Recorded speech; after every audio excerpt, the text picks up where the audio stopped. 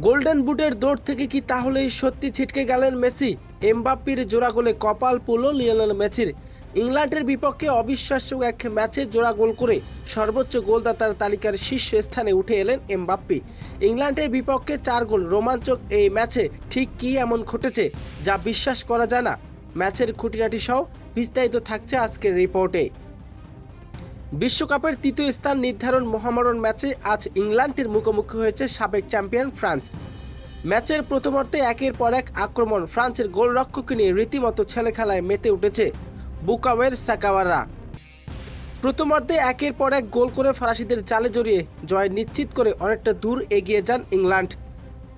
তবে ইংল্যান্ড অধিদপ্তর দেখালো ম্যাচের আসল নাটক এবং রহস্য তখনও ছিল বাকি। প্রথমার্ধে বিরতি শেষে আবারও নতুন রণকৌশল নিয়ে মাঠে নামেন দুই দলের ফুটবলাররা। দ্বিতীয়ার্ধের শুরুতেই কিলিয়ান এমবাপ্পির দারুণ এক নিখুঁত ফিনিশিংয়ে ম্যাচের প্রথম গোল পেয়ে যায় ফ্রান্স। সত্যি তো অলিসাতের চমৎকার বাড়ানো বল নিখুঁত শটে ইংল্যান্ডের জালে বল জড়াতে বিন্দুমাত্র মিস করেনি এমবাপ্পি। এই এক গোল করার পর সমীকরণ মেসিকে টপকে যায় কিলিয়ান এমবাপ্পি, যেখানে মেসির 8 গোল এবং এমবাপ্পি ততক্ষণই 9টি গোল করে ফেলেছেন। এরপর আবারও মাইকেল অলিসাতের অ্যাসিস্ট থেকে দূরপাল্লার এক দুর্দান্ত রকেট শটে গোল করে বিশ্বের ইতিহাসের এক সিজনের 10 গোল করার অনন্য এক রেকর্ড করলেন এমবাপ্পি।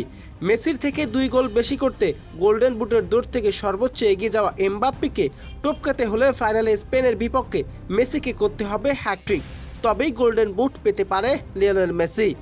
প্রিয় দর্শক, বিশ্বকাপের মেগা ফাইনালে পরাশক্তি স্পেনের বিপক্ষে লিওনেল মেসি কি 3 গোল করে বুট জিতে নিতে পারবে? তা কমেন্টে অবশ্যই জানাতে ভুলবেন না।